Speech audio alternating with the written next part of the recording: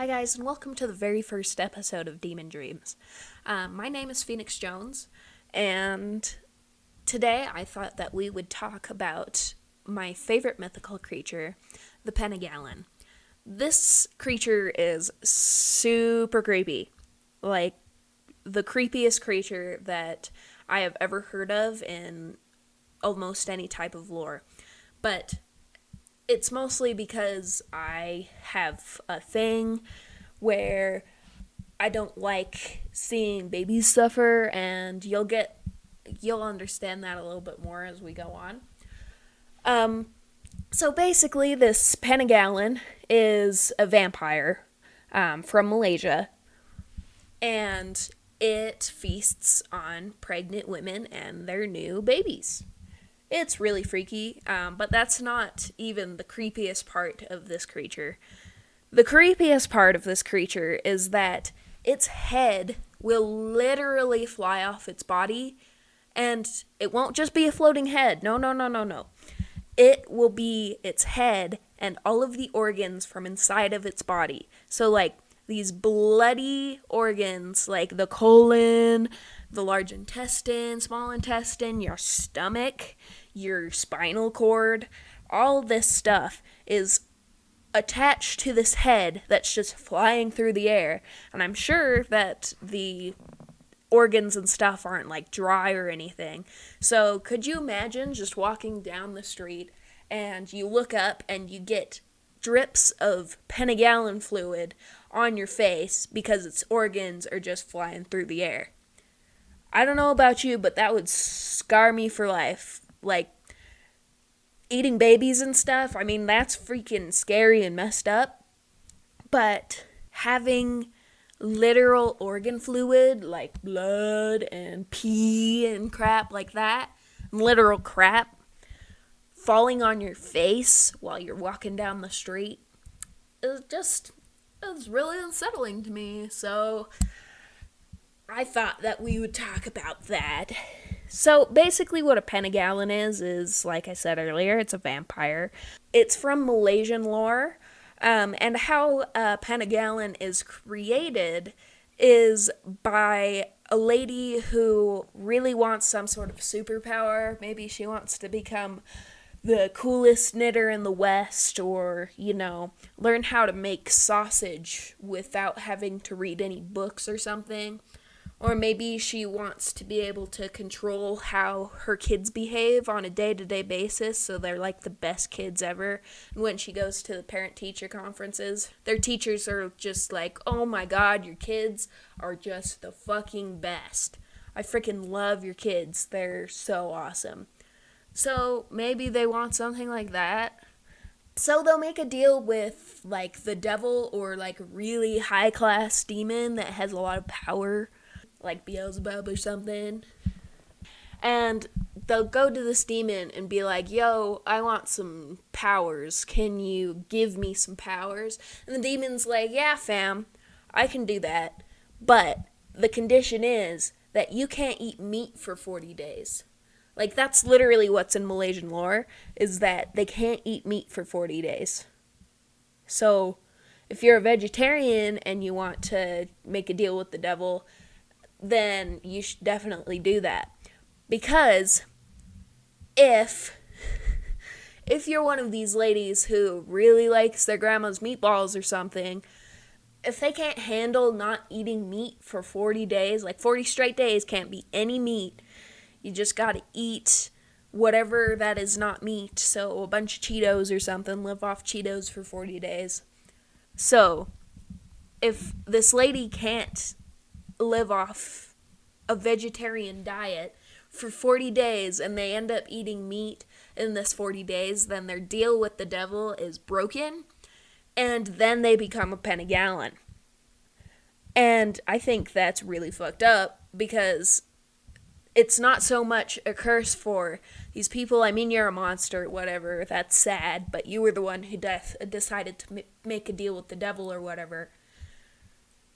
And now you're going to go out and eat the most innocent thing in the world, which is a newborn baby. Like, they don't even know how to freaking say words or think bad thoughts. So that's a really skewed thing that shouldn't be happening, and I think that you should be cursed to an eternity of sleeping on knives that are all stabbing into your back, or maybe cursed to kick a wall with tacks under your toenails for forever. Like, make it punish you for not upholding the deal instead of people who haven't even been able to make decisions of their own yet because they don't have the brain capacity to do it.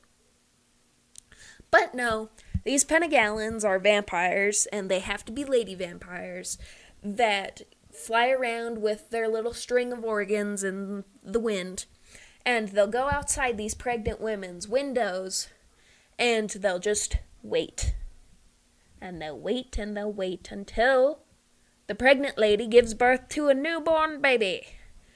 And once the pregnant lady has expelled its child, I guess that's a good way of saying it, then this Penanggalan will stick an invisible tongue, and it's like undetermined dimensions, like it could be the longest tongue that you've ever seen, but it's invisible so you don't see it, and sticks it through whatever crack or crevice they can get it into to get to the pregnant lady and their baby. And this invisible tongue will drink the pregnant lady's blood and the newborn's baby's blood. And that's not it. They're not just a vampire. They'll actually eat the flesh of the pregnant lady and the newborn. Like, you just wake up one morning after the Penanggalan visit or whatever, and you got a chunk missing out of your arm. Like, what the fuck? So after the Penanggalan has filled its gullet and its hanging stomach in the wind with the newborn baby flesh and the mother flesh and the blood and whatever, then it will go back to its house, and in its house it has a literal vat, like a full bathtub of just vinegar, and it will lay its organs in there like it's taken a nice bath after a long day, and the vinegar is meant to shrink up its organs so that it can actually fit its organs back into its neck hole, which it pulled it out of. Like, I don't think vinegar shrinks organs, but I don't know, I could be wrong. So, after the Penanggalan soaks its organs, it'll stick its organs back into its body that's hollow now, and everything will magically reattach, and it will become a quote-unquote normal person again. And the victim that it visited, like the baby and the mother, if it ate from both of them, will, if they survive, they will get a wasting disease, like where your body is just like decaying, and they'll have to get it healed by the village shaman. And you know, in these modern times, we don't really have shamans around, so they're kind of shit out of luck if they get eaten and they manage to survive through it. Like, the Penanggalan doesn't kill them, they just like waste away. Like, that's so fucked up. So, as a pregnant lady, to protect yourself from a Penanggalan, you want a bunch of sharp shit everywhere. So, like, right outside of your window, you gotta line that shit with like thorny vines, put a bunch of rose bushes in your windowsill, anything that is sharp, so when the Penanggalan comes and gets real close to that window, its organs get cut, and it's like, ouch, this fucking hurts, I'm gonna not eat from this lady, I'm gonna find someone else. And then it'll fly away and leave you alone. But if you're anything like me, I would not, in good conscience, be able to be like, okay, well, now I'm safe, while the new mother that just had a baby down the street is not protected, and she doesn't believe in this Penanggalan shit. So, what you'll want to do is go to the Penanggalan's house. You gotta find this shit. And you gotta wait until nightfall when the Penanggalan goes out and does its hunting stuff. And you gotta break a couple mirrors before you go. And put all of those broken shards of glass into a bag.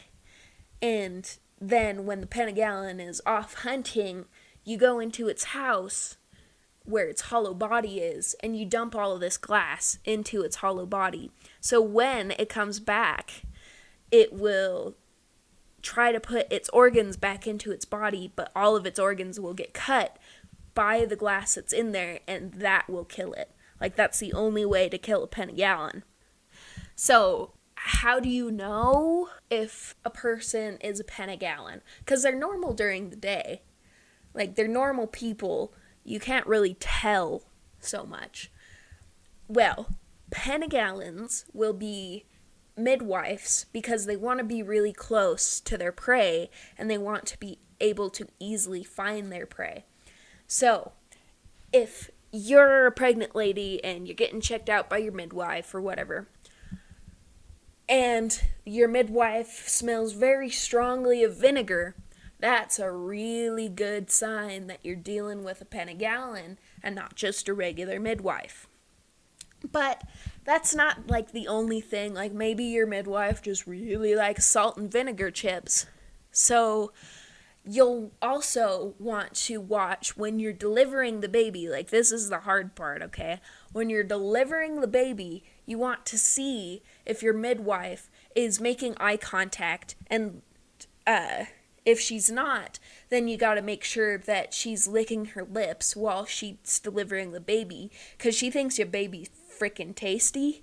So if she's doing that and she smells like vinegar, that's a really good sign that that's a Penanggalan.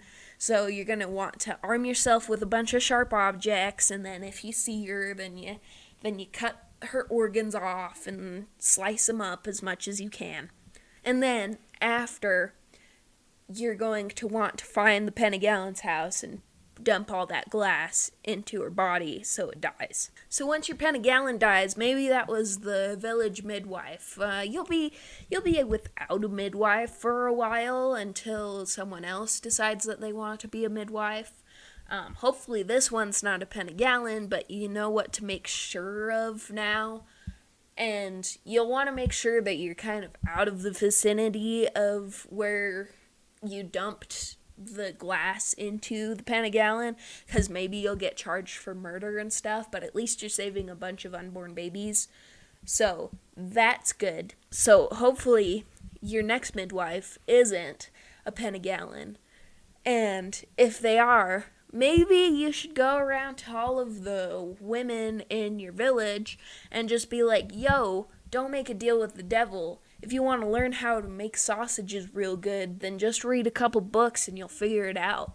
But it's not worth selling your soul for and then having to give up your meat, even though you know you can't go the full 40 days without the meat.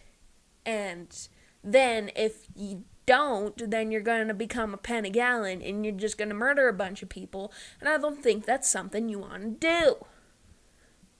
And if they're like, oh no, I could probably go without meat for a while, it's totally fine, then you're going to punch them in the face and tie them to a chair to make sure that they never get out in the world so they're not murdering babies. That's all I have for this episode of Demon Dreams. I'm glad you were here with me and just listening to me ramble about Penanggalans. They are very, very creepy creatures. And I definitely wouldn't want to become one, so don't make deals with the devil and you'll be great. If you have any suggestions for an episode, be sure to email me at demondreamspodcast@gmail.com. And if you have any thoughts on a Penanggalan, or if I'm totally pronouncing Penanggalan wrong, be sure to let me know, and I'll see you in the next episode. Thanks for joining me on this, the very first episode of Demon Dreams. I'll see you in the next one. Bye.